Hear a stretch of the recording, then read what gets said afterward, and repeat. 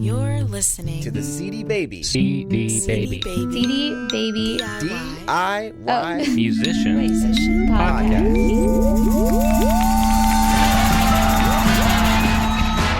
Hey there, and welcome to the CD Baby DIY Musician Podcast. My name is Kevin Bruner, your host for the show. And today you're going to hear from Jack Conte, the founder of Patreon.com. Jack became well known for being half of the musical duo that makes up the band Pomplamoose. If you recall, a few years back, they burst on the scene through the usage of YouTube and more specifically what was coined as video songs. You can hear more about that video song concept in episode 96 of the podcast, which we'll link to in the podcast show notes. But Jack is back with a new concept with the desire to find a simple way for Pomplamoose fans to pay them every time they created and released a new video. Jack founded the website called Patreon.com. The goal is to take fan funding to a different level and make it an ongoing relationship between the artist and the fans. If you've been considering different fan funding models out there, this is definitely one to check out. So let's get to my interview with Jack. Well, joining me on the line is Jack Conte. Jack, how you doing? I'm doing great, Kevin. Thanks. Well, it's been a while since we've had you on the podcast, and a lot has happened with you and your music career since then. And the cool thing about kind of what you've been out there speaking about that I found inspiring is that you kind of go through you've kind of been on an artistic journey, it seems like. And I think that oftentimes as artists, it's easy to forget that we're on a pursuit of an artistic journey, and it is a journey and with ups and downs, and it's kind of cool to hear your story and where you've come from since the last time we talked, which you were Pomplamoose, had video songs rolling, things were moving. So why don't you give us a pick up from there, give us a little bit about what you guys were doing back then, and just bring us to forward, and we can just kind of talk through what you've been up to and kind of end with Patreon and all the cool things you've got going on there. Awesome. So well, let's see. The last time we talked, I think, was 2010, and Pomplamoose was like in the middle of a giant peak there, which was really exciting. We had these Hyundai ads that had come out, and Toyota ads, and we had a lot of national TV exposure and selling a ton of songs. And to make a long story short, I think we buckled under the pressure, and we kind of stopped making music out of fear, really. We thought, oh gosh, we have all these fans now, we have all these people looking forward to the next song has to be really good, and there were a lot of other sort of personal things that were happening, but our output really sort of fell through the cracks. We stopped coming out with music, and everything, the views went down, the iTunes sales went down. And just recently in this last year, we've been picking it back up again. And it's been, I think the most exciting thing has been like feeling like we're back in touch with our fans and back on the map. And we've put out a half a dozen videos, in the last couple months. And it feels like we're picking right up where we left off. So that's really exciting. But I think, one thing that I learned through this whole process is, there's you can't kind of just ride a wave forever. Like if you do a Google search, actually, have you heard of Google Trends, Kevin? Yes, I have. Google Trends. So, if you do a Google Trend search for Pomplamoose, you see this giant peak in 2011, and then it just gets destroyed. It just goes like flatline. It's just like the saddest thing in the world. But probably not the best thing for an artist to be doing, looking at that trend line. Really terrible. But here's the thing I learned about it. This is something called the artist cycle. That was our first peak. If you look at any band, or anything, you look at Lady Gaga, a band's career is not a line that goes up and to the right. It's a series of peaks, because there's an album that comes out, there's a ton of press, then there's a tour, there's a big thing that takes about 15 months, and then the band disappears and they're in their studio for a year working on a new record during which nothing is happening and there's no traction and there's no growth and blah blah blah. And so what ends up happening is you get an artist career becomes a series of peaks, and part of your job is to make each peak as big as possible and to minimize the time between peaks. But that's, if you look for Lady Gaga, I mean, it just tells you a lot about the music business. Look for Lady Gaga or Daft Punk or, any band that you love, and you'll see that their Google Trends results is a series of peaks. And so what I've kind of learned from that data and just from my own experience in this last couple of years is this: you have to, like, that's the difference between a one-hit wonder and a sustainable career, is like folks who get back up on their feet and start releasing and start making good stuff again. Like, not to say that Pomplamoose is a prime example of how to be, a musician nowadays, because I think there's a lot that we have to learn and a lot that we don't do well. But I think there is a lot that we do well, and part of it is getting back on the horse. This last month, we got 3.5 million views on our new videos, and we sold 6,000 songs on iTunes, and we're like back in the swing of it, and it's a grind. It's like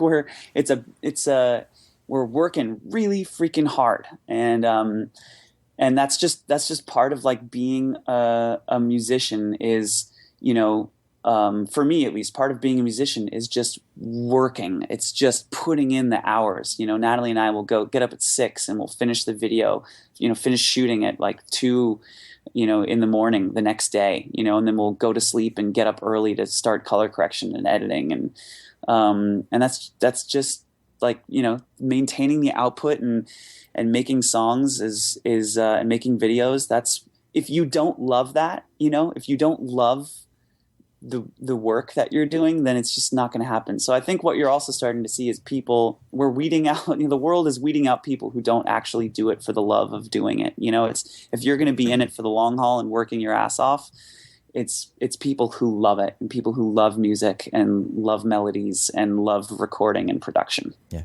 Well, the thing I loved about some of the story, that the kind of journey that you've been on that I saw online, was you talked about how you guys reached a peak, and then, of course, everyone's giving you advice. You mentioned the idea of, we wanted to be a real band and sign a record deal and move up even further, and how it kind of took you away from that love. And that's what part of the thing that started that a little time of frustration and no output, because you kind of got focused on that, and it took you away from sort of what had been working, what you loved about it. How did you get yourself back to kind of refocusing on doing what you love and feeling the creative output flowing again? It was the same thing that we did to get started. It's just putting something out. We got to this stagnant point where we were just fearful of releasing something. And I think it was because we were scared that it wasn't good enough, or it wasn't, our sophomore effort has to be, like, better than our, blah, blah, blah, that bullshit. And you, like, forget that you just need, like, that you just need to love what you do. And so what we did was we just posted a video. Like, that's like, what did we do to get back on the horse? Well, we got back on the freaking horse. We entered the grind again. We recorded a cover, a mashup of Beck and Royals and Tupac. We just mashed a few songs up, and we made a silly video for it, a fun video with a projector, and we posted it on YouTube, and it got, I think now it has like almost 800,000 views or something. So that kind of gave us a little bit of confidence to do it, to keep doing it. And then we did another one. We did a cover of a James Brown song, and that got like 800,000 views again. And then, we did Putting on the Ritz and a few more, and now we feel like, all right, like we're back in it, but we just had to kind of post something. And that's the advice that I always give everybody. Like, a lot of people, I think, say, oh, I'm going to start this as soon as I quit my job, or like, oh, I'm going to start learning how to do video editing as soon as I get the new, MacBook, or like, I'm going to do this when blah. And my thing is, like, if I ever hear myself saying that, I slap myself on the face, I dump some cold water over my forehead, and I just do it. Like, I do it now. I do it today. Not even today. I do it this hour. Like, I make a song. I'm not going to learn about making songs tomorrow. I'm going to make a song right now. And if I don't really love making songs, I'm probably not going to make the song. But I do love making songs. Yeah. So that's my advice, is like, do it now. Yeah. Well, I know our time is somewhat limited today, so I want to move a little bit on to where you've mentioned the idea of like, hey, if you want to do something great once and not have to worry about money, that makes it a lot easier. But if you want to do something over and over again and do it well, it's going to take money to sustain yourself to be able to do that creative endeavor. So why don't you start talking about how what your kind of mindset was, that kind of the early thinking that led you into starting Patreon? Yeah. So let's see. I just spent 10 grand on a music video, which is a dumb idea. Don't ever do that. Is this the robot video? Yeah, this is the robot. We'll put a link to that. So it's definitely worth watching. Yeah. I basically drained my savings account. I flew in a robotics expert from the UK and another guy from the University of Tucson, Arizona.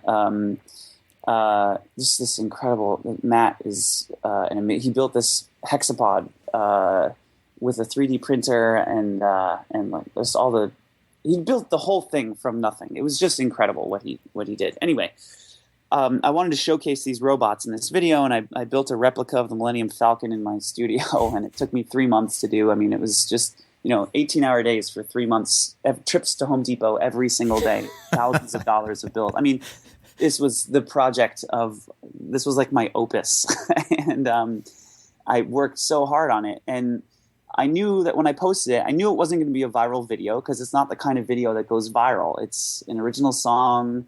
It's kind of a cool video with robots and whatever, but it's not a viral video. And I'm not saying I know how to make a viral video. I think I know how to make videos that are more likely to go viral. This was not one of those things. I just was making something because I wanted to make art that I liked. With nothing else, no preconceived notions or context around it other than I want to make art that I dig. That was it. And I knew that it probably wasn't going to get that many views, but I knew that my fans were going to really, really like it. I knew they were going to see this because I feel like I know my fans. I know what they like. I knew they were going to be proud of me for making this. I knew that they were going to feel inspired, and I knew that it was valuable to them, even if it's not that many people, even if it's not, tens of millions of people, even if it's only 500,000 people. I knew that it would mean a lot to them, and the ad revenue that I was going to get from the video would be about $50 to $100, maybe $200 if it was really, if all the pieces lined up. And I didn't feel like the video was worth $200. I felt like the video was worth a lot more than that. And so I basically was thinking, okay, what if I were to just ask my fans, hey guys, can you give me $1 per video that I release? Because I know these videos are important to you, and I know they matter, and I know you enjoy them. Could you give me $1 every time I come out with a video? And what would that look like? It's like a voluntary subscription, kind of. It's not really a subscription because you don't have to pay in order to see the videos. The videos are free.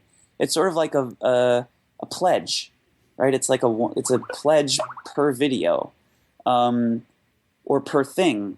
Anyway, I drew out an idea for a website. I called it Patreon, where people could pledge $1 or $2 or $10 or $100, whatever it is that they wanted per thing that someone creates, whether it's a webcomic artist, drawing webcomics, or a blogger writing blog posts, or, a comedian coming out with sketch comedy scenes on YouTube, whatever it is, a way for fans to pledge $1 amount per thing that gets released by the creator. And I pitched it to my freshman year roommate in college, who was like a serial entrepreneur and programmer and just amazing product guy. And he started coding it that night. We launched 3 months later with Patreon.com, which is the site now that is up.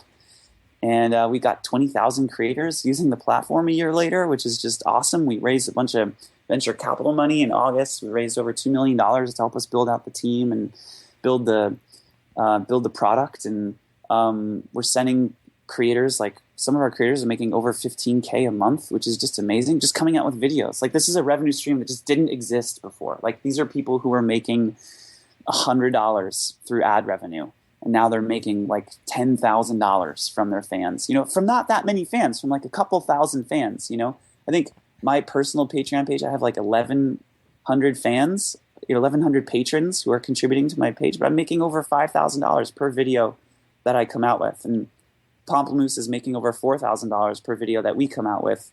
And it just feels like a much truer, more real way to make money than from ads. So yeah, we're super excited about what's going on with Patreon. It really feels like it's taking off, and I'm super excited about it. Yeah, when you launched it, it was one of those things where I thought, how come no one's thought of this before? It just seemed like it was sitting there, so obvious, waiting for someone to just make it happen. But the thing that's interesting when I've heard you speak, you talk about fan funding. Explain just quickly how this is different than a typical fan funding site, because there's probably a few people that are listening that probably just immediately put it in that category, and it's not that. Totally. Yeah. I mean, the first question everybody asks is like, why do we need another Kickstarter? And so I have a couple answers to that. First of all, Kickstarter doesn't allow subscription pledges. So this isn't, hey, I need $50 to make this giant movie that I'm working on, or to make an album, blah, blah, blah. It's not that. It's, hey, I need $1 a month or $3 a month. So it allows people to make monthly pledges or per creation pledges. So per webcomic. Every time a webcomic gets released, it triggers my card to be charged for $1. So it allows people to get recurring monthly revenue, allows artists to basically say to their fans, hey guys, I'm making cool stuff on a regular basis. I'm doing it regardless of whether you give me money or not. Like whereas the ethos on Kickstarter is, hey, I'm only going to do this if I can make X. That's not what Patreon is. You don't have to tip or pass a goal, or there's none of that. It's, hey, I need support to do what I'm doing. The other thing with Kickstarter is they don't allow you to write in living expenses as a line item in your budget. In other words, groceries and rent and like all the things that you need to live. And that's the point of Patreon. Like the point of Patreon is, hey, you're an artist. You're making stuff. You need to pay your rent while you make stuff. And your fans want you to make more, and they want you to be able to pay your rent. Like that's the thing that I think people need to realize is our fans, they like what we do. Like they want to pay us so that we can keep doing that. We are giving them value every week. They see a new Pomplamoose video. It's something that people appreciate and love. And if they can spare $1 or $2 per month, they want to. And that's something that I've been like. I'm a patron of a lot of people on Patreon.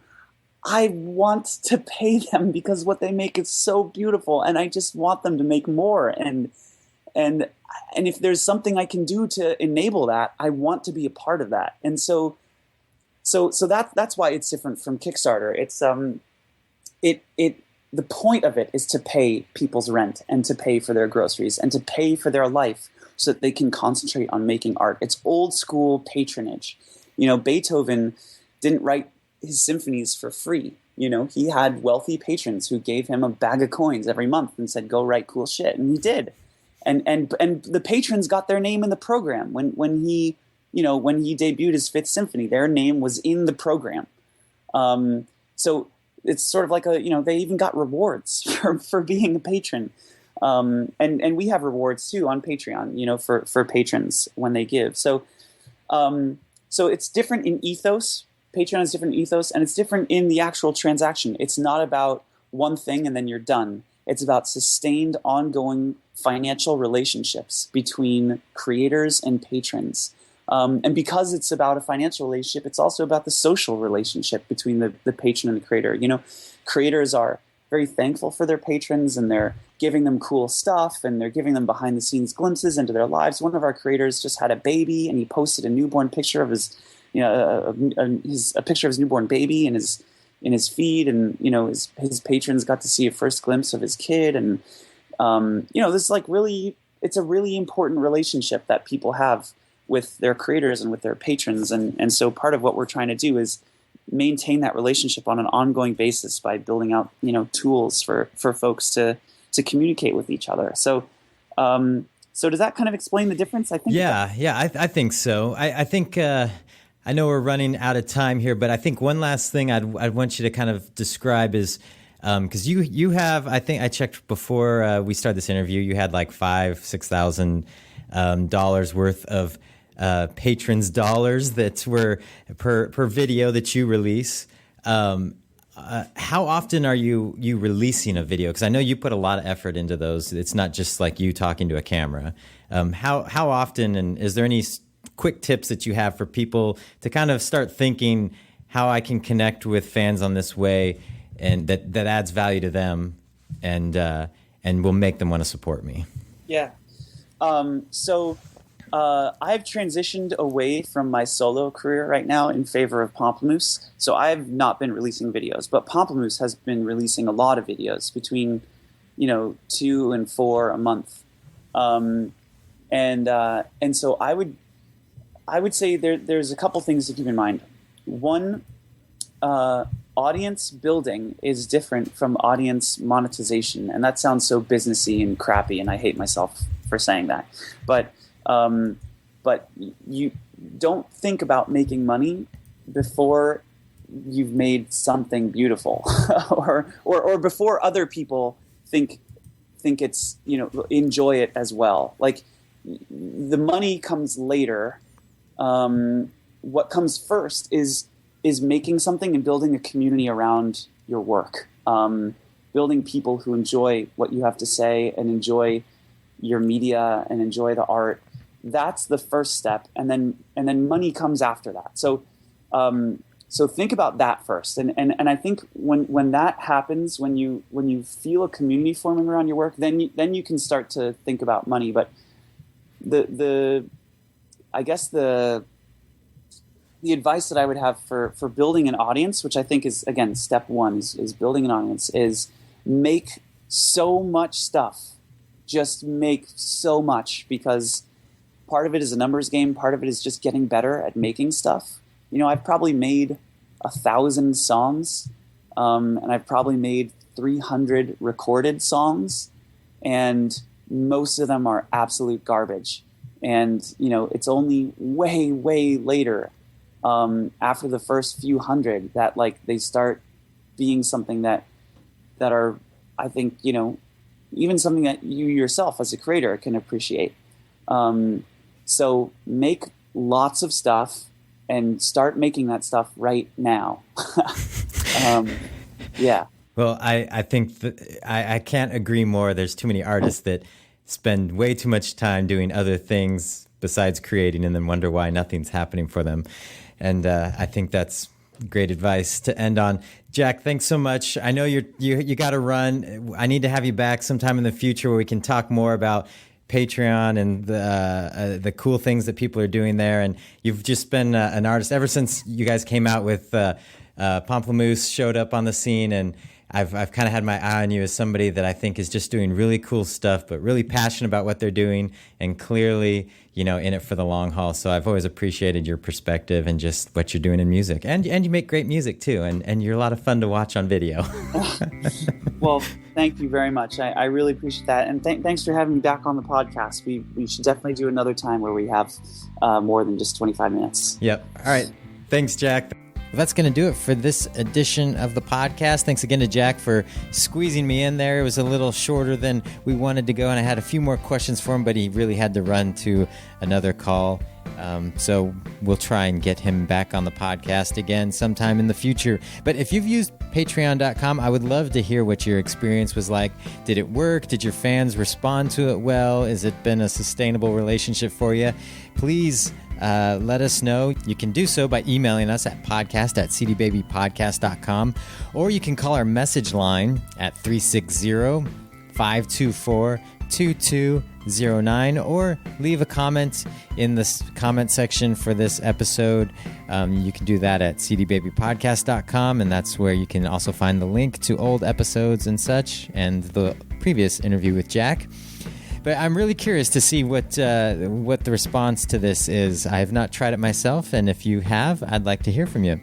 And yeah, so you can also weigh in with any other thoughts or comments you have about the show or anything else you want to talk to us about. Well, that's going to do it. We'll catch you next time. Bye. You've been listening to the CD Baby DIY Musician Podcast, broadcasting from Portland, Oregon, USA.